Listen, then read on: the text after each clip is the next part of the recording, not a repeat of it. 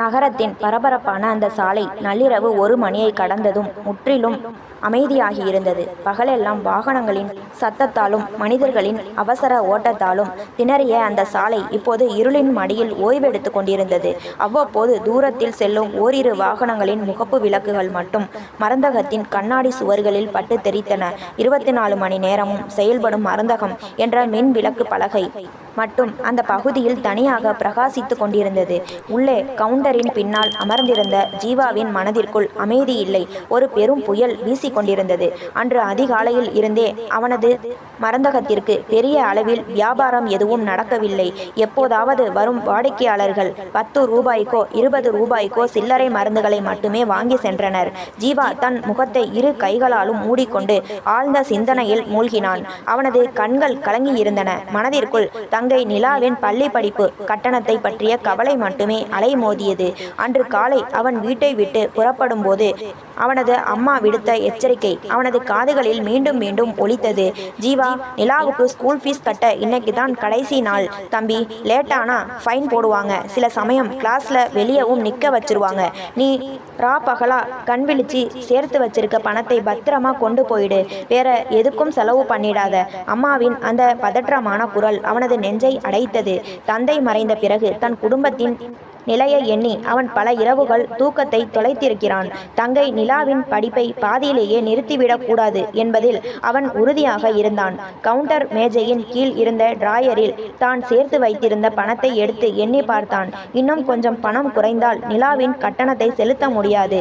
இன்று இரவுக்குள் எப்படியாவது ஒரு பெரிய வியாபாரம் நடந்துவிட்டால் எப்படியும் கமிஷன் தொகையோடு சேர்த்து நிலாவின் கட்டணத்தை முழுமையாக செலுத்திவிடலாம். விடுவதற்குள் ஏதேனும் ஒரு நல்ல வாடிக்கையாளர் வரமாட்டாரா என்று வாசலையே வெறித்து பார்த்தபடி ஏங்கிக் கொண்டிருந்தான். அவன் இப்படி நினைத்து கொண்டிருந்த அதே நொடி மருந்தகத்தின் கனமான கண்ணாடி கதவு மெதுவாக தள்ளப்பட்டது. கதவின் கட்டப்பட்டிருந்த சிறிய மணி டிங் என்று சத்தமிட்டது. ஜீவா சட்டென்று தன் சிந்தனையில் இருந்து விடுபட்டு நிமிர்ந்து பார்த்தான். உள்ளே ஒரு முதியவர் நுழைந்தார். அவரது தலைமுடி முற்றிலும் நரைத்திருந்தது. உடம்பில் ஒரு பழைய அழுக்கேறிய சட்டை. தோற்றம் மிகவும் பலவீனமாகவும் ஏழ்மையாகவும் இருந்தது. காய்ச்சலோ அல்லது மூச்சு திணறலோ இருப்பது போல அவரது உடல் நடுங்கிக் கொண்டிருந்தது. அவர் மெதுவான தடுமாறும் எட்டுகளை எடுத்து வைத்து கவுண்டருக்கு அருகில் வந்தார். அவரது கண்கள் ஏதோ ஒரு பயத்தில் மிரண்டு போயிருந்தன. ஜீவாவை நோக்கி தன் நடுங்கும் விரல்களால் கசங்கி போன ஒரு மருந்து சீட்டை நீட்டினார். தம்பி, கொஞ்சம் இந்த சீட்டை பாரேன். இதில் எழுதியிருக்கும் மருந்துகள் எல்லாம் உன்னிடம் இருக்குமா? அவசரம் தம்பி என்றார் மிகவும் பதற்றமான தழுதழுத்த குரலில். ஜீவா மௌனமாக அந்த சீட்டை தன் கைகளில் வாங்கினான். அதை விரித்து பார்த்த அவனது கண்கள் ஆச்சரியத்தில் விரிந்தன. அந்த சீட்டில் எழுதப்பட்டிருந்தவை சாதாரண காய்ச்சல் மாத்திரைகளோ வலி நிவாரணிகளோ அல்ல. அவை இதய நோய் மற்றும் தீவிர மூச்சு திணறலுக்காக பயன்படுத்தப்படும் சர்வதேச நிறுவனங்களின் மிகவும் விலை உயர்ந்த அரிய வகை மருந்துகள். சாதாரண மருந்துகளில் இவை எளிதில் கிடைக்காது. அதிர்ஷ்டவசமாக இவர்களுடைய பெரிய மருந்தகத்தில் அந்த பங்குகள் இருந்தன. ஜீவா முதியவரை ஒரு முறை ஏறிட்டு பார்த்தான். அவரது ஏழை தோற்றத்திற்கும் இந்த மருந்துகளின் விலைக்கும் சம்பந்தமே இல்லாதது போல தோன்றியது. இருந்தாலும் ஒருவேளை அவரது குடும்பத்தில் யாருக்காவது தீவிரமான உடல்நல குறைவு இருக்கலாம் என்று எண்ணிக்கொண்டான். அவன் அந்த சீட்டை எடுத்துக்கொண்டு பின்னால் இருந்த கண்ணாடி ராக்குகளுக்கு சென்றான். ஒவ்வொரு மருந்தையும் அதன் காலாவதி தேதியை சோதித்து மிக கவனமாக எடுத்து வந்து கவுண்டர் மேஜையின் மீது அடுக்கினான். பின்னர் கணினியில் அவற்றை பதிவு செய்து பில் தயாரித்தான். திரையில் வந்த மொத்த தொகையை பார்த்ததும் ஜீவாவிற்கே ஒரு நிமிடம் தூக்கி வாரி போட்டது. அவன் தன் தொண்டையை கனைத்து கொண்டு முதியவரை நோக்கி நயம்பட கூறினான். ஐயா, நீங்கள் கேட்ட எல்லா மருந்துகளும் இருக்கிறது. ஆனால் இதோட மொத்த விலை 5000 ரூபாய் வருகிறது ஐயா. அந்த நள்ளிரவு அமைதியில் 5000 ரூபாய் என்ற வார்த்தை அந்த முதியவரின் காதுகளில் விழுந்த கணமே அவரது முகத்தில் இருந்த லேசான நம்பிக்கையும் மறைந்து கடுமையான அதிர்ச்சியும் ஆச்சரியம் குடியேறின. 5000 ரூபாயா? அந்த வார்த்தையை கேட்ட மாத்திரத்தில் முதியவரின் கால்கள் பலவீனமடைந்து பின்வாங்கின. அதிர்ச்சியில் அவரது கண்கள் நிலை குத்தி போயின. அந்த பெரிய தொகையை அவர் சற்றும் எதிர்பார்க்கவில்லை என்பது அவரது முக பாவத்திலேயே அப்பட்டமாக தெரிந்தது. அவசரமாக தன் பழைய அழுக்கேறிய சட்டையின் மேல் பையை தடவி பார்த்தார். பின்னர் பேண்ட் பைக்குள் கையை விட்டு துளாவினார். கசங்கிய சில 100 ரூபாய் தாள்களும் சில்லறை நாணயங்களும் மட்டுமே அவரது கையில் தேறின. அதை மேஜை மீது வைக்க கூட அவருக்கு வெட்கமாக இருந்தது. தம்பி, என்னிடம் அவ்வளவு பணம் இல்லையப்பா என்று விரக்தியோடு கைகளை பிசைந்து கொண்டார். இந்த மருந்துகள் இவ்வளவு விலை இருக்கும் என்று எனக்கு தெரியவே தெரியாது. என்னிடம் இருக்கும் மொத்த பணமே இதுதான் என்று தன் கையில் இருந்த சொற்ப பணத்தை காட்டினார். அவர் பேச பேச அவரது மூச்சு திணறல் இன்னும் அதிகமானது. நெஞ்சை பலமாக பிடித்துக்கொண்டு கவுண்டர் மேஜையை ஒரு கையால் ஆதரவாக பற்றி கொண்டார். அவரது உதடுகள் நீல நிறமாக மாறத் தொடங்கின. எனக்கு நெஞ்சு அடைப்பது போல இருக்கிறது தம்பி. மூச்சு முற்றிலும் உறைந்து விடுவது போல ஒரு பயம் வருகிறது. தயவு செய்து இந்த தொகைக்கு கிடைக்கும்படியாக கொஞ்சம் மருந்தாவது பிரித்து தர முடியுமா? முழுமையாக வேண்டாம். இன்று ஒரு இரவை கடக்க ஏதேனும் சில மாத்திரைகளையாவது கொடுப்பா, புண்ணியமா போகும். அவரது குரலில் இருந்த மரண பயமும் ஏழ்மையின் லாச்சரியும் மருந்தகத்தின் குளிர்ந்த காற்றை தாண்டி ஜீவாவின் மனதை சுட்டரித்தது. கண்முன்னே ஒரு வயதான மனிதர் உயிருக்கு போராடி கொண்டிருக்கிறார். அவரை அப்படியே வெறும் கையோடு திருப்பி அனுப்புவது அப்பட்டமான மனிதநேயமற்ற செயல் என்று அவனது உள்மனது கூச்சலிட்டது. ஆனால் அதே நொடி அவனது கை தானாக மேஜைக்கு கீழே இருந்த அந்த பண பையை தொட்டது. இன்று காலை அவனது அம்மா வாசற்படியில் நின்று அவனது தலையை கோதி சொன்ன வார்த்தைகள் அவனது காதுகளில் ரிங்காரமிட்டன. ஜீவா, நிலாவோட ஸ்கூல் ஃபீஸ் கட்ட இன்னைக்கு தான் கடைசி நாள். நாம எத்தனையோ ராத்திரிகள் தூக்கத்தை கெடுத்து பசியோட இருந்து சேர்த்து வச்ச காசு இது. ஜாக்கிரதையா கொண்டு போப்பா. கை நழுவி வேற எதுக்காவது செலவாகிடுச்சுன்னா அப்புறம் நம்மால நிலாவோட படிப்பை தொடர முடியாது. தன் கண் முன்னே 2 வழிகள் நின்றன. ஒன்று, இந்த முதியவரை அப்படியே திருப்பி அனுப்பிவிட்டு தன் தங்கையின் பள்ளி படிப்பை எந்தவித தடையுமின்றி தொடர்வது. இரண்டாவது, தங்கையின் படிப்பு பணத்தை இந்த முதியவரின் உயிரை காப்பாற்ற பயன்படுத்திவிட்டு நாளை காலையை பற்றி பெரும் கவலையோடு எதிர்கொள்வது. இரண்டுமே அவனுக்கு முக்கியம். அக்கா இல்லாத வீட்டில் தங்கை நிலாதான் அவனது உலகம். அவளது படிப்பு அவனது லட்சியம். அதே சமயம் ஒரு மருந்தாளராக தன் கண்முன்னே ஒருவர் மூச்சு திணறி இறப்பதை அவனால் வேடிக்கை பார்க்க முடியவில்லை. ஜீவாவின் மூளை வேகமாக வேலை செய்தது. நாளை காலை மருந்தகத்தின் மேலாளர் ரமேஷ் அண்ணன் வருவார். அவரிடம் என் சூழ்நிலையை கூறினால் கண்டிப்பாக மறுக்காமல் என் சம்பளத்திலிருந்து கொஞ்சம் முன் பணம் தருவார். அவர் நல்லவர், என்னை எப்போதும் கைவிட மாட்டார் என்று தனக்குள்ளே ஒரு சமாதானத்தை தேடிக்கொண்டான். இந்த முதியவரின் உயிரை காப்பாற்றுவதுதான் இந்த நள்ளிரவின் முதல் கடமை என்று அவனது மனம் தீர்க்கமாக முடிவெடுத்தது. ஜீவா தன் முகத்தில் ஒரு மெல்லிய புன்னகையை வரவழைத்து கொண்டான். ஐயா, நீங்கள் ஒன்றும் பதற்றப்படாதீர்கள். முதலில் இந்த நாற்காலியில் அமர்ந்து கொஞ்சம் தண்ணீர் குடியுங்கள் என்று கூறிவிட்டு கவுண்டரை விட்டு வெளியே வந்து அவருக்கு தண்ணீர் கொடுத்தான். பின்னர் மேஜையின் கீழ் இருந்த தன் பணப்பையை திறந்து தங்கை நிலாவின் கட்டணத்திற்காக வைத்திருந்த பணத்திலிருந்து 5000 ரூபாயை எடுத்தான். அதை மருந்தகத்தின் கல்லாப்பெட்டியில் வைத்துவிட்டு அதற்குரிய கணினி ரசீதை எடுத்தான். எல்லா மருந்துகளையும் ஒரு கவரில் போட்டு முதியவரிடம் நீட்டினான். பரவாயில்லையா, இந்தாங்க, முழு மருந்தையும் எடுத்துக்கோங்க. ஒரு மாத்திரையை கூட குறைக்க வேண்டாம். உங்களிடம் இருக்கும் பணத்தை நீங்களே வச்சுக்கோங்க.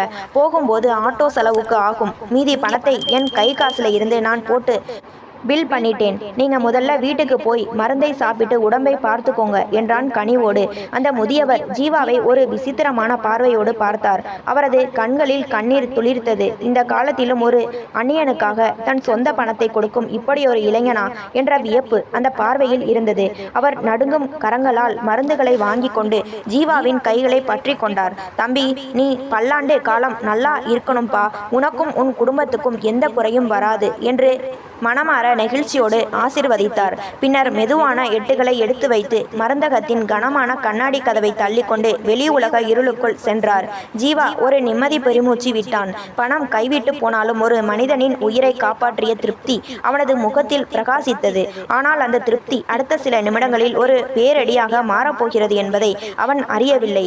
முதியவர் வெளியே சென்ற பிறகு மருந்தகத்திற்குள் மீண்டும் அந்த நள்ளிரவு அமைதி குடியேறியது. ஜீவா நீண்ட நாட்களுக்கு பிறகு தன் மனதிற்குள் ஒரு விவரிக்க முடியாத நிம்மதியை உணர்ந்தான். கையில் இருந்த பணம் கரைந்து விட்டாலும் ஒரு முதியவரின் உயிரை காப்பாற்றிய திருப்தி அவனுக்குள் ஒரு மெல்லிய புன்னகையை வரவழைத்தது. நிலாவுக்கு ஃபீஸ் கட்ட நாளைக்கு காலையில எப்படியாவது மேனேஜர் அண்ணன் கிட்ட பேசி பணத்தை வாங்கிடலாம். அவர் கண்டிப்பா தட்ட மாட்டார் என்று தனக்குத்தானே தைரியம் கூறிக்கொண்டான். மனதை லேசாக்கி கொண்டு கவுண்டர் மேஜையின் மீது சிதறி கிடந்த மருந்து அட்டைகளின் காகிதங்களை அகற்றி சுத்தம் செய்ய தொடங்கினான். அப்போது மேஜையின் மிக குறுகலான மூலையில் மருந்தகத்தின் தடிமனான கண்ணாடி அடுக்கிற்கு அடியில் ஏதோ ஒரு பொருள் இருப்பது அவனது கண்ணில் பட்டது. அவன் கையை நீட்டி அதை எடுத்தான். அது ஒரு பழைய கருப்பு நிற கண்ணாடி. முதியவர் அவசரத்தில் மருந்து சீட்டை வாங்கி கொண்டு கிளம்பிய போது தன் கண்ணாடியை அங்கேயே மறந்துவிட்டு சென்று இருக்கிறார் என்பதை ஜீவா சட்டென்று புரிந்து கொண்டான். ஐயோ பாவம், கண் பார்வை சரியாக தெரியாத வயதான மனிதர் இந்த நள்ளிரவு இருட்டில் கண்ணாடியும் இல்லாமல் சாலையில் எப்படி நடப்பார்? எங்கேனும் தடுமாறி விழுந்துவிட்டால் என்ன செய்வது என்ற பதற்றம் அவனுக்குள் தொற்றிக்கொண்டது.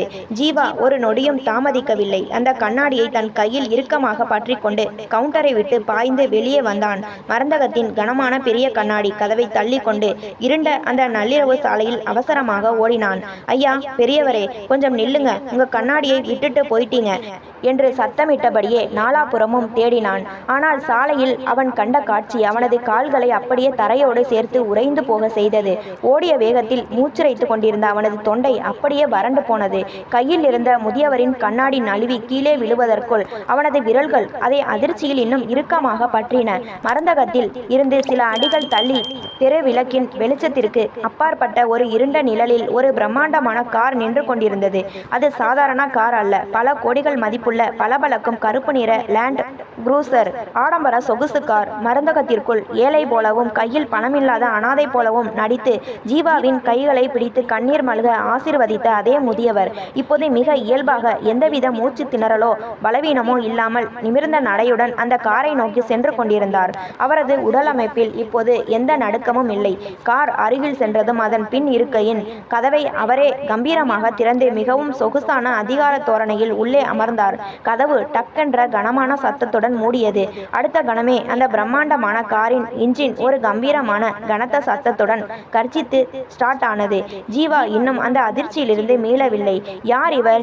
ஏன் என்னிடம் இப்படி ஒரு நாடகம் ஆடினார்? பல கோடி காரில் செல்லும் ஒரு மனிதர் ஏன் 5000 ரூபாய் மருந்துக்காக ஒரு ஏழை மருந்தாளனிடம் பிச்சை எடுப்பது போல நடிக்க வேண்டும் என்ற கேள்விகள் அவனது மூளையை குலைந்தன. கார் மெதுவாக தன் இடத்தை விட்டு நகர்ந்து பிரதான சாலையை நோக்கி திரும்பியது. கார் திரும்பிய அந்த ஒரு நொடியில் தெரு விளக்கின் மஞ்சள் நிற வெளிச்சம் காரின் பின்பக்க நம்பர் பிளேட்டின் மீது மிக துல்லியமாக விழுந்தது. அதே வினாடி ஜீவாவின் நெஞ்சுக்குள் ஏதோ ஒரு கூர்மையான கத்தி இறங்குவது போல இருந்தது. அவனது பார்வை அந்த எண்களின் மீது நிலைத்து நின்றது.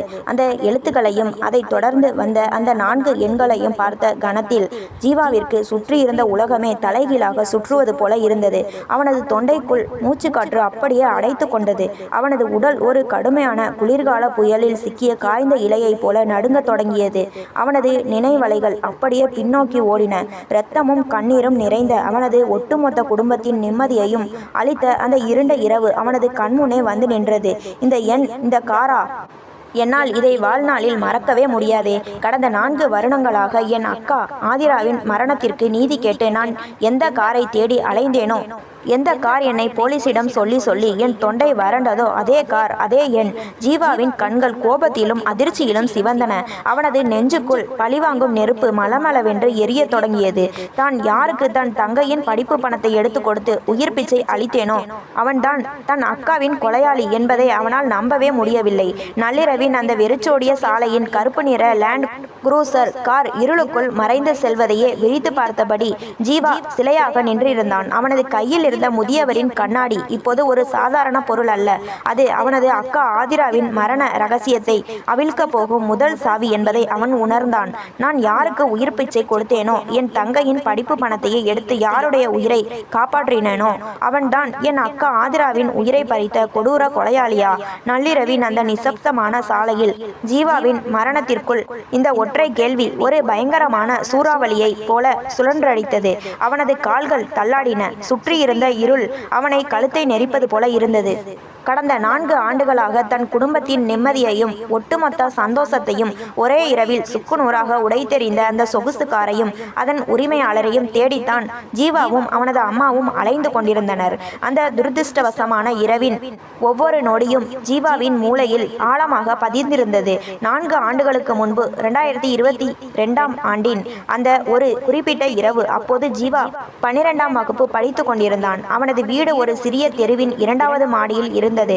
அவனது அறையின் பெரிய ஜன்னலை திறந்தால் கீழே இருக்கும் பிரதான சாலையின் திருப்பம் அப்பட்டமாக தெரியும். அன்று இரவு அக்கா ஆதிரா யாரிடமோ போனில் மிகவும் உணர்ச்சி வசப்பட்டு பதற்றமாக பேசிக்கொண்டே வீட்டை விட்டு அவசரமாக வெளியேறினாள். ஏதோ ஒரு விபரீதம் நடக்கப் போகிறது என்பதை உணர்ந்த ஜீவா தன் அறையின் பால்கனிக்கு ஓடி வந்து கீழே எட்டி பார்த்தான். அப்போது வீட்டின் வாசலில் இதே பளபளக்கும் கருப்பு நிற லேண்ட் குரூசர் கார் தான் நின்றிருந்தது. ஆதிரா அழுது கொண்டே அந்த காரின் பின் இருக்கை கதவை திறந்து உள்ளே ஏறியதும் கார் மின்னல் வேகத்தில் மறைந்தது. அப்போது தெரு விளக்கின் வெளிச்சத்தில் அந்த காரின் நம்பர் பிளேட்டில் இருந்த என்ற எண்கள் ஜீவாவின் கண்களில் தீர்க்கமாக பதிந்தன. ஆனால் கார் ஏறி சென்ற அவளது அக்கா சில மணி நேரங்களிலேயே சடலமாகத்தான் வீட்டிற்கு திரும்பினாள். ஆதிராவின் மரணத்திற்கு பிறகு ஜீவா காவல் நிலையம் சென்று அந்த கார் எண்ணையும் அதன் அடையாளங்களையும் அழுது கொண்டே பலமுறை கூறினான். சார், என் அக்கா சாகிறதுக்கு முன்னாடி இந்த கார்ல தான் ஏறி போனாள். இந்த எண்ணெய் வச்சு அந்த காரோட ஓனரை பிடிங்க சார், அவன் தான் என் அக்காவை கொன்றிருக்கான் என்று இன்ஸ்பெக்டரின் கால்களில் விழாத குறையாக கெஞ்சினான். ஆனால் அதிகார வர்க்கமும் அந்த பெரிய இடத்து பண பலமும் போலீசாரின் கண்களை மறைத்தன. அதெல்லாம் ஒரு விபத்து, நீ சின்ன பையன், உனக்கு ஒன்றும் தெரியாது என்று மிரட்டி அவனது வாக்குமூலத்தை குப்பை தொட்டியில் எறிந்தனர். அந்த வழக்கு எந்த ஒரு விசாரணையும் இன்றி அப்படியே அமுக்கப்பட்டு காலப்போக்கில் மூடப்பட்டது. இத்தனை ஆண்டுகளுக்கு பிறகு ஒட்டுமொத்தமாக மறந்து போன ஒரு பழைய வழக்காக கருதப்பட்ட அதே காரும் அதே மனிதனும் இப்படி தன் கண் முன்னே ஒரு நாடக கதாபாத்திரத்தை போல வருவார்கள் என்று ஜீவா சற்றும் எதிர்பார்க்கவில்லை. அதிர்ச்சியினாலும் கோபத்தினாலும் அவனது உடல் அடுக்கடுக்காக நடுங்கியது. தள்ளாடும் நலிந்த எட்டுகளை எடுத்து வைத்து மருந்தகத்தின் குளிர்ந்த தரை என்றும் பாராமல் சுவரில் சாய்ந்தபடி அப்படியே தரையில் அமர்ந்தான். சுற்றிலும் இருந்த ஏசி காற்றின் குளிர்ச்சி அவனுக்கு உரைக்கவில்லை. அவனது நெஞ்சுக்குள் கொழுந்துவிட்டு எரியும் பழிவாங்கும் நெருப்பின் வெப்பம் மட்டுமே அவனது உடலை வாட்டியது. அவனது கையில் அந்த முதியவர் விட்டு சென்ற பழைய கண்ணாடி இன்னும் இறுக்கமாக பற்றி இருந்தது. அவனது விரல்களின் அழுத்தம் தாங்காமல் அந்த கண்ணாடியின் பிரேம் உடையும் நிலைக்கு சென்றது. ஜீவா அந்த கண்ணாடியையே வெறித்து பார்த்தான். இல்லை, இது தற்செயலாக நடந்த ஒன்றல்ல. இதன் பின்னணியில் ஏதோ ஒரு பெரிய சதி இருக்கிறது. ஒரு கோடீஸ்வரன் ஏன் ஒரு ஏழையைப் போல வேடமிட்டு என் மருந்தகத்தை தேடி வந்து என்னிடமே கையேந்த வேண்டும்? அவனுக்கு என் அக்காவுக்கும் உள்ள தொடர்பு என்ன? கேள்விகள் அவனது தலைக்குள் சுத்தியலால் அடிப்பது போல பாரமாக இறங்கின. தரையில் அமர்ந்திருந்த ஜீவாவின் கண்கள் மருந்தகத்தின் வெண்ணிற வெளிச்சத்தில் ஆதிராவின் தியாகத்தையும் அவளது பாசத்தையும் நினைத்து பழைய நினைவுகளின் ஆழ்கடலுக்குள் மெதுவாக மூழ்கத் தொடங்கின. மருந்தகத்தின் குளிர்ந்த சிமெண்ட் தரையில் அமர்ந்திருந்த ஜீவாவின் கண்கள் கடந்த கால நினைவுகளின் பாரத்தால் கசிந்து கொண்டிருந்தன. அவனது கையில் இருந்த முதியவரின் கண்ணாடி அவனை 4 ஆண்டுகளுக்கு முந்தைய ஒரு அழகான அமைதியான உலகிற்குள் இழுத்து சென்றது. ஜீவாவின் குடும்பம் ஒரு மிக சாதாரண நடுத்தர வர்க்க குடும்பம். 2014ஆம் ஆண்டு அவனது தந்தை திடீரென மாரடைப்பால் மறைந்த போது ஒட்டுமொத்த குடும்பமும் நடுக்கடலில் தத்தளிக்கும் படகை போலானது. அப்போது ஜீவா சிறுவன். தங்கை நிலா 7ஆம் வகுப்பு படிக்கும் பச்சிளம் குழந்தை. தாயோ நோயாளியாக வீட்டிற்குள்ளேயே முடங்கி போனார். அந்த இருண்ட சூழ்நிலையில் குடும்பத்தின் கையை பிடித்து கரையேற்றிய ஒற்றை இரட்சகர் அவனது மூத்த அக்கா ஆதிரா மட்டும்தான். தந்தையின் மறைவுக்கு பின் தன் துக்கங்களை எல்லாம் நெஞ்சிற்குள் புதைத்து கொண்டு ஆதிரா வெறியோடு படித்தாள். அவளது உழைப்பிற்கு பலனாக சென்னையின் புகழ்பெற்ற ராஜசேகர் இண்டஸ்ட்ரீஸ் என்ற பிரம்மாண்டமான நிறுவனத்தில் சீனியர் ஆடிட்டர் என்ற மிக உயர்ந்த பதவியில் வேலை கிடைத்தது. அவளது நேர்மையும் கணக்குகளில் இருந்த துல்லியமும் அந்த நிறுவனத்தின் அஸ்திவாரமாக மாறின. ஆதிராவின் மாத சம்பளம் வர தொடங்கிய பிறகுதான் அவர்கள் வீட்டில் மீண்டும் அடுப்பு எரிய தொடங்கியது. ஜீவாவின் பள்ளி படிப்பும் நிலாவின் ஆசைகளும் தடையின்றி நிறைவேறின. ஆதிரா தனக்கென ஒரு புது ஆடையை கூட வாங்கி கொள்ள மாட்டாள். ஆனால் தம்பிக்கும் தங்கைக்கும் தேவையான அனைத்தையும் பார்த்து பார்த்து செய்வாள். ஒவ்வொரு நாள் இரவும் நிலா தூங்கிய பிறகு ஆதிரா ஜீவாவை தன் அருகில் அமர வைத்துக் கொள்வாள். அவனது கைகளை பற்றி கொண்டு கனவுகள் நிறைந்த கண்களோடு பேசுவாள். ஜீவா, நம்ம அப்பாவுக்கு உன்னை ஒரு பெரிய டாக்டரா பார்க்கணும்னு ரொம்ப ஆசை தம்பி. நம்ம குடும்ப கஷ்டத்தை நினைச்சு நீ எதற்கும் கவலைப்படாத. உன்னை நான் மெடிக்கல் ஷீட் வாங்க வச்சு பெரிய மருத்துவனாக்குவேன். அதுக்கு எவ்வளவு செலவானாலும் இந்த அக்கா நான் பார்த்துக்கிறேன். நீ நல்லா படிச்சு பெரிய ஆளாகி ஏழைகளுக்கு இலவசமா வைத்தியம் பார்க்கணும். அதுக்கப்புறம் நாம 2 பேரும் சேர்ந்து நம்ம குடும்பத்தையும் நிலாவையும் பார்த்துக்கலாம். அது வரைக்கும் எனக்கு கல்யாண பேச்சே வேண்டாம் தம்பி. அக்கா ஆதிரா வெறும் அக்கா மட்டுமல்ல, ஜீவாவிற்கு அவள்தான் வழிகாட்டி, அவள்தான் உலகம். அப்படிப்பட்ட ஆதிராவின் நேர்மையும் அழகும் அந்த நிறுவனத்தின் முதலாளி ராஜசேகரின் ஒரே மகனான சூர்யாவை கவர்ந்தது. சூர்யா லண்டனில் படித்துவிட்டு வந்து தந்தையின் தொழிலை கவனித்து கொண்டிருந்தான். அவனுக்கும் ஆதிராவுக்கும் இடையே அலுவலக ரீதியாக தொடங்கிய நட்பு நாளடைவில் மிக நெருங்கிய நட்பாக மாறியது. சூர்யா அவளிடம் மிகவும் மென்மையாகவும் பண்பாகவும் நடந்து கொண்டான். ஆதிராவின் நேர்மையை அவன் பெரிதும் பாராட்டுவதாக காட்டிக்கொண்டான். ஒரு முறை சூர்யா ஆதிராவை தன் காரிலேயே அவர்கள் வீட்டின் வாசல் வரை கொண்டு வந்து விட்டிருந்தான். அப்போது ஜீவாவையும் அவனது அம்மாவையும் நேரில் சந்தித்து பேசினான். அம்மா, ஆதிரா மாதிரி ஒரு நல்ல பொண்ணு எங்க கம்பெனியில வேலை பார்க்கிறது நாங்க செஞ்ச புண்ணியம். அவளோட நேர்மைக்கு முன்னாடி எவ்வளவு பெரிய பணமும் தோத்து போகும். ஆதிராவை எனக்கு ரொம்ப பிடிக்கும். உங்க சம்மதத்தோட அவளை என் வாழ்க்கை துணையா ஏத்துக்க ஆசைப்படுறேன். ஆனா அவ தம்பி தங்கச்சி படிப்பு முடிகிற வரை கல்யாணம் வேண்டாம்னு சொல்றா. அவளோட லட்சியம் முடிகிற வரை நானும் காத்திருக்க தயார் என்று மிகவும் கண்ணியமாக பேசினான் சூர்யா. அவனது பேச்சை கேட்டு ஜீவாவின் அம்மா ஆனந்த கண்ணீர் வடித்தார். முதலாளி ராஜசேகரும் பலமுறை ஆதிராவின் திறமையை பாராட்டி அவளை தன் சொந்த மகள் போலவே நடத்துவதாக கூறினார். ஜீவாவின் குடும்பம் ராஜசேகரையும் சூர்யாவையும் வெறும் முதலாளிகளாக பார்க்கவில்லை, தங்கள் குடும்பத்திற்கு வாழ்வளித்த தெய்வங்களாகவே மதித்தனர். என் அக்கா எவ்வளவு அதிர்ஷ்டசாலி! இத்தனை பெரிய கோடீஸ்வர குடும்பத்தில் அவளுக்கு இவ்வளவு நல்ல குணமுள்ள கணவன் கிடைக்கப் போகிறான். ராஜசேகர் ஐயா போன்ற ஒரு உன்னதமான மனிதர் அவளுக்கு மாமனாராக வரப்போகிறார் என்று ஜீவா மனதார மகிழ்ந்தான். ஆனால் தங்களை வாழ வைக்க வந்த தெய்வங்கள் என்று அவர்கள் நம்பிக்கொண்டிருந்த அந்த மனிதர்களின் பின்னால் எத்தனை கொடூரமான சாத்தான்களின் முகமூடி மறைந்திருந்தது என்பதை அந்த எளிய குடும்பம் அறிந்திருக்கவில்லை. மருந்தக தரையில் அமர்ந்திருந்த ஜீவா தன் கையில் இருந்த கண்ணாடியை உற்று பார்த்தான். சூர்யா, ராஜசேகர், நீங்கள் காட்டிய அந்த போலி அன்பின் பின்னால் என் அக்காவின் ரத்தம் மறைந்திருக்கிறதா? உங்களை தெய்வமாக கும்பிட்ட கைகளால் உங்களை சட்டத்தின் முன் நிறுத்தி அழிக்காமல் விடமாட்டேன் என்று தனக்குள்ளே சபதமேற்றான். ஜீவா, நான் ஆபீஸ் ரெக்கார்ட்ல பல கோடி ரூபாய் ஊழல் நடந்திருக்க ஃபைல்ஸை கண்டுபிடிச்சிட்டேன். எல்லா ஆதாரத்தோடவும் நான் நேரா போலீஸ் ஸ்டேஷன் போறேன். அம்மா சமையல் அறையில இருக்காங்க. நிலாவையும் அம்மாவையும் பத்திரமா பார்த்துக்கோ. வழக்கமான பாசக்குரலாக இல்லாமல் மரண பயமும் பதற்றமும் கலந்த ஆதிராவின் அந்த இறுதி வார்த்தைகள் ஜீவாவின் காதுகளில் இடி முழக்கமாய் வந்து விழுந்தன. அவனது கைகள் நடுங்க. அக்கா, அக்கா, லைன்ல இரு அக்கா, எங்கே இருக்க என்று அவன் கத்திய அலறல் அந்த நள்ளிரவு அறையின் சுவர்களில் பட்டு தெரித்து மௌனமாக அடங்கியது. மறுமுனையில் இணைப்பு துண்டிக்கப்பட்டிருந்தது. ஜீவா பதற்றத்தின் உச்சத்திற்கு சென்றான். சமையல் அறையில் அம்மாவின் நடமாட்டம் கேட்கும் சத்தம் அவனுக்கு ஒரு நிமிடம் நிம்மதியை தந்தாலும் அக்காவின் நிலையை எண்ணி அவனது நெஞ்சு துடித்தது. அவன் உடனடியாக ஆதிராவின் எண்ணிற்கு மீண்டும் மீண்டும் அழைத்தான். ஆனால் தொடர்பு எல்லைக்கு அப்பால் உள்ளார் என்ற கணினி பெண்ணின் குரல் மட்டுமே அவனுக்கு பதிலாக கிடைத்தது. சூர்யாவின் போன் நம்பரை தேடி எடுத்து அவசரமாக அழைத்தான் ஜீவா. ரிங் சென்று கொண்டே இருந்தது. ஆனால் யாரும் எடுக்கவில்லை. அவனது உள்ளுணர்வு ஏதோ ஒரு விபரீதம் நடந்துவிட்டதை உறக்க சொன்னது. அடுத்த 1 மணி நேரம் ஜீவாவிற்கு நரக வேதனையாக கழிந்தது. வாசலுக்கும் ஜன்னலுக்குமாய் அலைந்து கொண்டிருந்த அவனது கண்கள் தெருவின் முனையில் ஏதேனும் ஒரு வாகனத்தின் வெளிச்சம் தெரியுமா என்று ஏங்கி தவித்தன. அதிகாலை 4 மணி இருக்கும். வீட்டின் வாசலில் ஒரு வண்டியின் சத்தம் கேட்டது. ஜீவா பால்கனிக்கு ஓடி சென்று பார்த்தான். அது லேண்ட் குரூசர் கார் அல்ல, ஒரு போலீஸ் ஜீப் நின்றிருந்தது. அதிலிருந்து இறங்கிய 2 காவலர்கள் ஜீவாவின் வீட்டை நோக்கி வருவதை கண்டதும் அவனது இதயம் ஒரு நிமிடம் நின்றே விட்டது. கதவு தட்டப்படும் சத்தம் கேட்டு தூக்கம் இல்லாத கண்களுடன் ஜீவாவும் விழித்து கொண்ட அவனது அம்மாவும் ஓடி வந்து கதவை திறந்தனர். வாசலில் நின்றிருந்த இன்ஸ்பெக்டரின் முகத்தில் எந்த சலனமும் இல்லை. ஆதிராவோட வீடு இதுதானே? உங்க பொண்ணு கிழக்கு கடற்கரை சாலையில நடந்த ஒரு கார் ஆக்சிடென்ட்ல ஸ்பாட்லயே இறந்துட்டாங்க. பாடியை கவர்மெண்ட் ஹாஸ்பிட்டலுக்கு போஸ்ட்மார்ட்டம்க்கு அனுப்பியிருக்கோம். யாராவது ஒருத்தர் வந்து அடையாளம் காட்டணும் என்றார் மிகவும் அலட்சியமான குரலில். அக்கா என்று அலறிய ஜீவாவின் சத்தம் அந்த பகுதியையே உலுக்கியது. அவனது அம்மா நெஞ்சில் அடித்து கொண்டு தரையில் சுருண்டு விழுந்தார். அரசு மருத்துவமனையின் பிணவரையில் வெண்ணிற துணியால் மூடப்பட்டிருந்த அந்த சடலத்தின் முகத்தை மாற்றிய போது ஜீவா நிலைகுலைந்து போனான். எப்போதும் கனிவையும் புன்னகையையும் மட்டுமே சிந்தி பழகிய ஆதிராவின் முகம் இப்போது இரத்த கரைகளோடும் மரணத்தின் கோர படுக்களோடும் உறைந்து போயிருந்தது. விபத்து என்று காவல்துறை அசுர வேகத்தில் வழக்கை முடித்தது. ஆதிரா ஓட்டி சென்ற ஸ்கூட்டர் கட்டுப்பாட்டை இழந்து லாரி மீது மோதியதாக பொய் ஆவணங்கள் தயாரிக்கப்பட்டன. ஆனால் ஜீவாவிற்கு தெரியும் அது விபத்தல்ல, திட்டமிட்ட படுகொலை என்று. அவளது மரணத்திற்கு சில நிமிடங்களுக்கு முன்பு அவள் பேசிய அந்த போன் கால் தான் அதற்கு அசைக்க முடியாத சாட்சி. சார், என் அக்கா விபத்துல சாகல. அவ சாகிறதுக்கு முன்னாடி ராஜசேகர் கம்பெனியோட ஊழல் ஃபைல்ஸை எடுத்ததா என்கிட்ட போன்ல சொன்னா. அவ வீட்டை விட்டு போகும்போது போது என்ற எண் கொண்ட கருப்பு லேண்ட் குரூசர் கார்ல தான் ஏறி போனாள். அந்த காரோட ஓனர் தான் என் அக்காவை கொன்றிருக்கான். தயவு செஞ்சு விசாரிங்க சார் என்று ஜீவா காவல் நிலையத்தில் அழுது புரண்டு அங்கிருந்த அதிகாரிகளின் கால்களில் விழுந்து கெஞ்சினான்.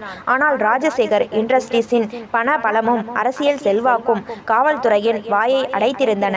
இன்ஸ்பெக்டர் ஜீவாவை தனியாக ஒரு அறைக்கு அழைத்து சென்று மிரட்டினார். டேய் தம்பி, சின்ன பையன் நீ, உனக்கு ஒன்றும் தெரியாது. உன் அக்கா சூர்யாவை லவ் பண்ணா.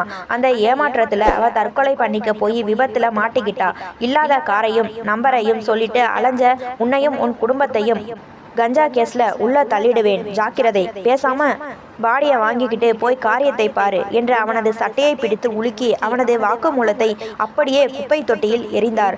அதிகார வர்க்கத்தின் அந்த பிரம்மாண்ட சுவருக்கு முன்னால் தன் அக்கா ஆதிராவின் மரணத்திற்கு நீதி கேட்க முடியாமல் ஓர் ஏழை இளைஞனாக ஜீவா அனாதையாய் நின்றான். சூர்யாவும் ராஜசேகரும் தங்களுக்கு ஒன்றும் தெரியாதது போல ஆதிராவின் இறுதி சடங்கிற்கு வந்து போலி துக்கம் அனுசரித்து சென்ற கூத்தையும் அவனால் எதுவும் செய்ய முடியாமல் வேடிக்கை பார்க்க மட்டுமே முடிந்தது.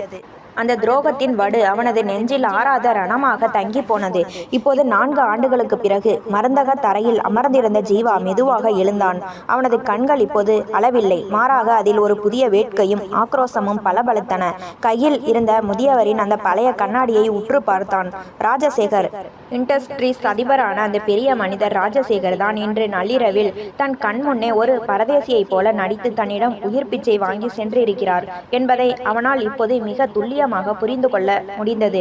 ஊழல் ஃபைல்களை மறைக்க என் அக்காவை கொன்ற ராஜசேகர் இன்று ஏதோ ஒரு பெரிய ஆபத்தில் சிக்கி இருக்கிறான். அதனால்தான் இந்த நள்ளிரவில் ஆள் அரவமற்ற நேரத்தில் மாறுவேடத்தில் வந்து யாரிடமும் சிக்காமல் இந்த அரிய வகை மருந்துகளை வாங்கி இருக்கிறான். அவன் எதற்காக மாறுவேடத்தில் வர வேண்டும்? அவன் யாரை நினைத்து பயப்படுகிறான் என்று ஜீவாவின் மூளை துப்பறிய தொடங்கியது.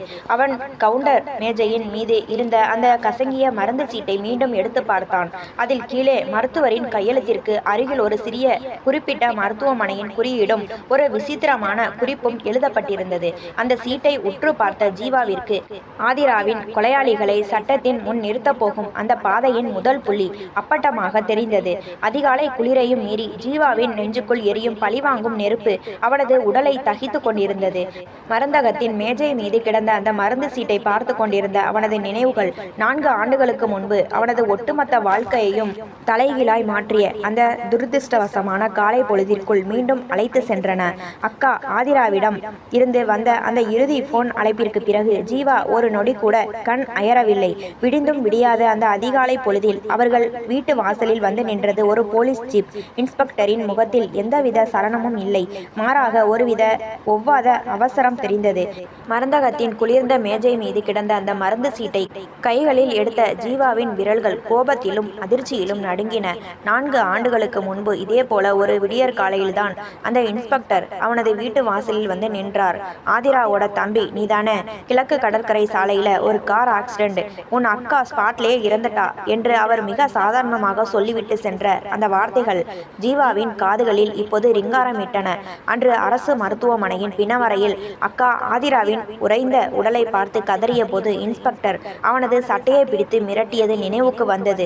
டேய் தம்பி, சின்ன பையன் நீ, லண்டன்ல இருந்து வந்த முதலாளி மேல இல்லாத பழியை சுமத்தாதே, கஞ்சா கேஸ்ல உள்ள தள்ளிடுவேன் என்று அதிகார தோரணையில் மிரட்டி வழக்கை விபத்து என்று முடித்தார்கள். சூர்யாவும் ராஜசேகரும் தங்களுக்கு எதுவுமே தெரியாதது போல இறுதி சடங்கிற்கு வந்து அழுதுவிட்டு சென்ற அந்த போலி நாடகம் ஜீவாவின் நெஞ்சில் சுட்டரித்தது. ஆனால் இன்று அதே ராஜசேகர் தன் கண்முன்னே ஒரு பரதேசியைப் போல ஏழை முதியவரைப் போல வேடமிட்டு வந்து நின்றிருக்கிறார். அவ்வளவு பெரிய கோடீஸ்வரன், பல 100 ஆட்களை தன் விரல் அசைவில் வைத்துள்ள ஒரு ஆதிக்கம் மிக்க மனிதன் ஏன் இந்த நள்ளிரவில் மாறுவேடத்தில் வர வேண்டும்? ஏன் யாரிடமும் சிக்காமல் தன் சொந்த காவலாளிகளை கூட காரில் அமர வைத்துவிட்டு ஒரு சாதாரண மருந்தகத்திற்குள் கையேந்தி நிற்க வேண்டும்? ஜீவாவின் மூளை துப்பறியும் வேகத்தில் வேலை செய்ய தொடங்கியது. அவனது பார்வை மேஜை மீது இருந்த அந்த மருந்து சீட்டின் கீழ் பகுதிக்கு சென்றது. அங்கே மருத்துவரின் கையெழுத்திற்கு அருகில் ஒரு தனியார் சொகுசு விடுதியின் முத்திரை லேசாக பதிந்திருந்தது. அது சாதாரண மருத்துவமனை சீட்டு அல்ல, கிழக்கு கடற்கரை சாலையில் உள்ள ஒரு விசேஷ மருத்துவரின் தனிப்பட்ட பரிந்துரை சீட்டு. அதன் கீழே ஆங்கிலத்தில் மிக சிறிய எழுத்துக்களில் ஒரு குறிப்பு எழுதப்பட்டிருந்தது. அவசர தேவை, ரகசியமாக வைத்திருக்கவும், முதன்மை பதிவேட்டில் சேர்க்க வேண்டாம். ஜீவாவிற்கு உண்மை மெல்ல புரிய தொடங்கியது. ராஜசேகர் ஏதோ ஒரு பெரிய சட்ட சிக்கலிலோ அல்லது அவனது உயிருக்கே ஆபத்தான ஒரு சூழ்நிலையிலோ சிக்கி இருக்கிறான். அரசாங்கத்திற்கோ அல்லது அவனது எதிரிகளுக்கோ அவன் உயிரோடு இருக்கும் ரகசியம் தெரியக்கூடாது என்பதற்காகவே அவன் தலைமறைவாக ஈசிஆர் பகுதியில் உள்ள ஏதோ ஒரு பண்ணை வீட்டில் தங்கி இருக்கிறான். அவனுக்கு தீவிரமான இதய நோய் இருப்பதால் அவசர தேவைக்காக இந்த மருந்துகளை வாங்க அவனே நேரில் களமிறங்கியிருக்கிறான். தன் அக்கா ஆதிராவின் கொலையாளியை சட்டத்தின் முன்னிறுத்த இயற்கையே தனக்கு கொடுத்த ஆக சிறந்த வாய்ப்பு இது என்பதை ஜீவா உணர்ந்தான். அவன் கையில் இருந்த முதியவரின் பழைய கண்ணாடியை உற்று பார்த்தான். அதன் ஒரு பக்க கம்பியில் மிக சிறிய எழுத்துக்களில் ஒரு நிறுவனத்தின் பெயர் செதுக்கப்பட்டிருந்தது. அது சாதாரண கண்ணாடி அல்ல, மிக விலையுயர்ந்த பிரத்யேகமாக ஆர்டர் செய்து வாங்கப்பட்ட ரோஸ்பெரி பிராண்ட் கண்ணாடி. ஒரு ஏழை முதியவர் இதை ஒருபோதும் வைத்திருக்க முடியாது.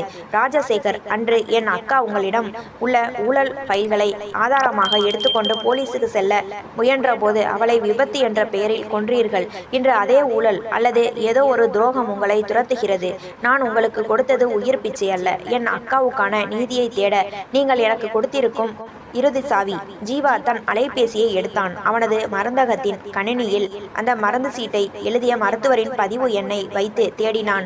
அந்த மருத்துவர் ராஜசேகர் இண்டஸ்ட்ரீஸின் தனிப்பட்ட குடும்ப மருத்துவர் என்பதும் அவர் தற்போது ஈசிஆர் பகுதியில் உள்ள ராஜசேகரின் ரகசிய பண்ணை வீட்டிற்குள் தான் இருக்கிறார் என்பதும் கணினி திரையில் உறுதியானது. விடுவதற்குள் இன்னும் சில மணி நேரங்களே இருந்தன. நாளை காலை தங்கை நிலாவின் பள்ளி படிப்பு கட்டணத்தை மேலாளரிடம் கேட்டு வாங்கிக் கொள்ளலாம் என்ற தைரியம் அவனுக்குள் இருந்தது. ஆனால் இந்த நள்ளிரவில் தன் கண் முன்னே திறந்திருக்கும் இந்த நீதிக்கான கதவை மூட அவன் தயாராக இல்லை. ஜீவா மருந்தகத்தின் பாதுகாப்பு கதவுகளை பூட்டினான். தன் கையில் ராஜசேகரின் கண்ணாடியையும் அந்த ரகசிய மருந்து சீட்டையும் பத்திரமாக எடுத்துக்கொண்டான். 4 ஆண்டுகளாக நெஞ்சில் பூட்டி வைத்திருந்த பழிவாங்கும் நெருப்போடு அந்த நள்ளிரவு சாலையில் நின்றிருந்த ஒரு வாடகை காரை நோக்கி ஜீவா வேகமாக நடக்க தொடங்கினான். அவனது இலக்கு தெளிவாக இருந்தது. கிழக்கு கடற்கரை சாலையில் உள்ள அந்த ரகசிய பண்ணை வீடு. ஆதிராவின் மரண ரகசியத்தை அவிழ்க்கவும் ராஜசேகரின் முகமூடியை கிழிக்கவும் அவன் இருளுக்குள் புறப்பட்டான். கிழக்கு கடற்கரை சாலையின் இருபுறமும் அந்த அடர்ந்த மரங்கள் நள்ளிரவு காற்றில் பேய்களைப் போல அசைந்தாடின. வாடகை காரின் முன் இருக்கையில் அமர்ந்திருந்த ஜீவாவின் கண்கள் சாலையையே வெறித்து பார்த்து கொண்டிருந்தன. அவனது கைகள் பைக்குள் இருந்த ராஜசேகரின் கண்ணாடியையும் அந்த மருந்து சீட்டையும் இன்னும் இறுக்கமாக பற்றி கொண்டன.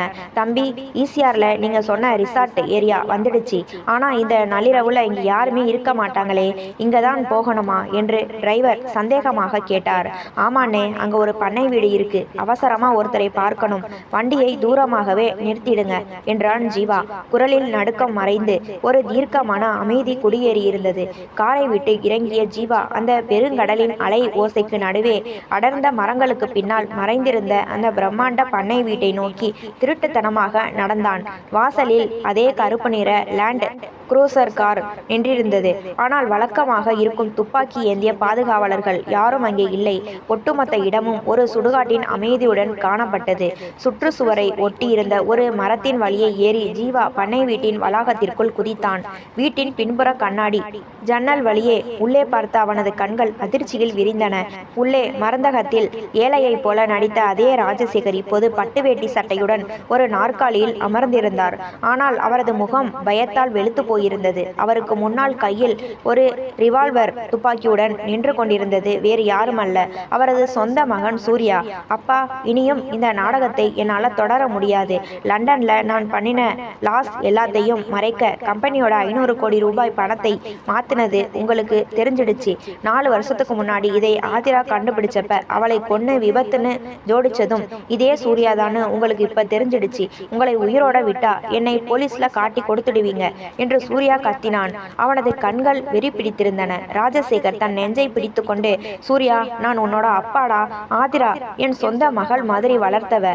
அவளை கொன்னதும் இல்லாம இப்ப என்னையும் என்று மூச்சு திணறலோடு தழுதழுத்தார். ஆமா, உங்களை இங்க ரகசியமா வர வச்சதே இந்த சதி யாருக்கும் தெரியக்கூடாதுன்னு தான். உங்க ஹார்ட் அட்டாக் மாத்திரையை நான் ஒளிச்சு வச்சதும் அதனால தான். இன்னும் கொஞ்ச நேரத்துல நீங்க மூச்சு திணறி இறந்துடுவீங்க. அதுக்கப்புறம் இந்த சொத்து கம்பெனி எல்லாமே எனக்கு தான் என்று சூர்யா கொடூரமாக சிரித்தான். மருந்தகத்தில் ராஜசேகர் ஏன் தன் சொந்த மகனுக்கும் உலகத்திற்கும் பயந்து மாறுவேடத்தில் வந்து தன்னிடம் கையேந்தினார் என்ற புதிரின் கடைசி முடிச்சு இப்போது ஜீவாவிற்கு அவிழ்ந்தது. தன் அக்கா ஆதிரையை கொன்ற அதே சூர்யாதான் இன்று தன் தந்தையையும் கொல்ல துணிந்திருக்கிறான். ஜீவாவின் உடலுக்குள் கோபம் ஒரு எரிமலையாக வெடித்தது. சூர்யாவின் மீதிருந்த பழிவாங்கும் வெறி அவனது பயத்தை முழுமையாக துடைத்தெறிந்தது. பக்கத்தில் கிடந்த ஒரு தடிமனான மரக்கட்டையை தூக்கி கொண்டு பின்புற கதவை புதைத்து தள்ளிக்கொண்டு புயலாக உள்ளே பாய்ந்தான் ஜீவா. சூர்யா சட்டென்று திரும்பி பார்ப்பதற்குள் ஜீவாவின் கையில் இருந்த மரக்கட்டை அவனது மண்டையில் பலமாக இறங்கியது. டக் என்ற சத்தத்துடன் துப்பாக்கி கை நழுவி விழ சூர்யா இரத்த வெள்ளத்தில் தரையில் சுருண்டு விழுந்து மயக்கமடைந்தான். தரையில் விழுந்து கிடந்த துப்பாக்கியை ஜீவா வேகமாக தன் கையில் எடுத்துக்கொண்டான். 4 வருட பழி அவனது விரல்களை துப்பாக்கியின் விசை நோக்கி இழுத்தன. மயங்கி கிடக்கும் சூர்யாவை இங்கேயே தீர்த்து கட்டிவிடலாம் என்று அவனது உள்மனம் துடித்தது. ஆனால் அதே நொடி நாற்காலியில் மூச்சு திணறி நீல நிறமாக மாறிக்கொண்டிருந்த ராஜசேகர், தம்பி காப்பாத்துப்பா என்று கையேந்தி ஜீவாவை பார்த்தார். அவரது கண்களில் மரண பயம் அப்பட்டமாக தெரிந்தது. ஜீவா தன் கையில் இருந்த துப்பாக்கியை தாழ்த்தினான். நான் ஒரு மறந்தாளன், கொலையாளி அல்ல. உங்களை எல்லாம் சாகடிப்பதை விட சட்டத்தின் முன் நிறுத்தி அசிங்கப்படுத்துவதுதான் என் அக்காவுக்கு நான் தரும் உண்மையான நீதி என்று தனக்குள்ளே சொல்லிக் கொண்டான். தன் பையிலிருந்து அந்த விலை உயர்ந்த மருந்துகளை எடுத்து ராஜசேகரின் வாயில் போட்டு தண்ணீர் கொடுத்தான். சில நிமிடங்களில் ராஜசேகரின் மூச்சு திணறல் கட்டுக்குள் வந்தது. அவர் கண்களில் கண்ணீருடன் ஜீவாவை பார்த்தார். நீ அந்த மருந்தக பையன் தானே? என்னை எப்படி தெரியும் என்று ஆச்சரியமாக கேட்டார். ஜீவா சூர்யாவின் துப்பாக்கியை அவர் முன்னால் காட்டியபடி, நான் வெறும் மருந்தக பையன் இல்ல ராஜசேகர் ஐயா. 4 வருஷத்துக்கு முன்னாடி உங்க ஊழலை வெளிக்கொண்டு வர நினைச்சதுக்காக உங்க மகனால் கொடூரமாக கொல்லப்பட்ட ஆதிராவின் தம்பி ஜீவா நான் என்றான். அவனது குரல் அந்த அறையையே நடுங்க செய்தது. ராஜசேகர் அதிர்ச்சியில் உறைந்து போனார். ஆதிராவின் தம்பியா என்று வாயடைத்து நின்றார். அன்று என் அக்கா உங்களிடம் காட்டிய நேர்மைக்கு நீங்கள் கொடுத்த பரிசு மரணம். ஆனால் இன்று நீங்கள் காட்டிய ஏழ்மை வேடத்தை பார்த்து என் தங்கையின் பள்ளி படிப்பு பணத்தை கல்லாவில் வைத்துவிட்டு உங்களுக்கு உயிர் பிச்சை கொடுத்தேன். தர்மம் என்னை உங்கள் முன்னால் கொண்டு வந்து நிறுத்தி இருக்கிறது என்றான் ஜீவா கம்பீரமாக. அதற்குள் பண்ணை வீட்டின் வாசலில் சைரன் சத்தத்துடன் பல போலீஸ் வாகனங்கள் வந்து நின்றன. ஜீவா ஈசிஆருக்கு புறப்படும் போதே தன் மருந்தக மேலாளர் மூலமாக தனக்கு தெரிந்த ஒரு உயர் போலீஸ் அதிகாரிக்கு ஆதிராவின் பழைய வழக்கு ஆதாரங்களையும் தற்போதைய ராஜசேகரின் மருந்து சீட்டு விவரங்களையும் அனுப்பி சதி நடப்பதை விளக்கி தகவல் கொடுத்திருந்தான். போலீசார் உள்ளே நுழைந்து மயங்கி கிடந்த சூர்யாவை கைது செய்தனர். ராஜசேகர் தன் மகனின் துரோகத்தையும் ஆதிராவின் மரணத்தில் சூர்யா செய்த சதியையும் போலீசாரிடம் வாக்குமூலமாக ஒப்படைக்க ஒப்புக்கொண்டார். தம்பி, என்னை மன்னிச்சிடுப்பா. என் மகனோட பாவம் என்னை இந்த நிலைக்கு கொண்டு வந்து நிறுத்திடுச்சு. உன் அக்காவுக்கு செய்த துரோகத்துக்கு இந்த ராஜசேகர் இண்டஸ்ட்ரீஸ் பிராயச்சித்தம் தேடும் என்று ராஜசேகர் ஜீவாவின் கைகளை பிடித்து அழுதார். அதிகாலை 6 மணி. கிழக்கு கடற்கரை சாலையின் மேல் சூரியன் மெதுவாக உதயமாகி கொண்டிருந்தது. இருள் மெல்ல மறைந்து புதிய வெளிச்சம் பரவியது. காவல் நிலைய பணிகளை முடித்துவிட்டு ஜீவா வெளியே வந்தபோது அவனது அலைபேசி ஒலித்தது. மருந்தக மேலாளர் ரமேஷ் பேசியிருந்தார். ஜீவா, கவலைப்படாதே தம்பி. உன்னோட சூழ்நிலை எனக்கு புரியும். உன் சம்பளத்தில் இருந்து அட்வான்ஸ் தொகையை நிலாவோட ஸ்கூல் அக்கவுண்டுக்கு ஆன்லைன்லேயே கட்டிட்டேன். பில் ரெசிப்ட் உன் வாட்ஸ்அப்புக்கு வந்திருக்கும் பார் என்றார் கனிவோடு. ஜீவா தன் போனில் வந்த அந்த ரசீதை பார்த்தான். அவனது கண்கள் பனித்தன. அன்று அவனது அக்கா ஆதிராவின் ஆன்மா சாந்தி அடைந்திருக்கிறது. தன் தங்கையின் படிப்பும் தடையின்றி தொடரப்போகிறது. கையில் இருந்த ராஜசேகரின் பழைய கண்ணாடியை சாலையோர கடலில் வீசி எறிந்த ஜீவா நெஞ்சில் ஒரு பெருமிதத்தோடும் நிம்மதியோடும் தன் வீட்டை நோக்கி நடக்க தொடங்கினான். இது போன்ற கதைகளை தொடர்ச்சியாக கேட்க லைக் பண்ணுங்க, ஷேர் பண்ணுங்க, கமெண்ட் பண்ணுங்க. மறந்து விடாமல் சப்ஸ்கிரைப் பண்ணுங்க.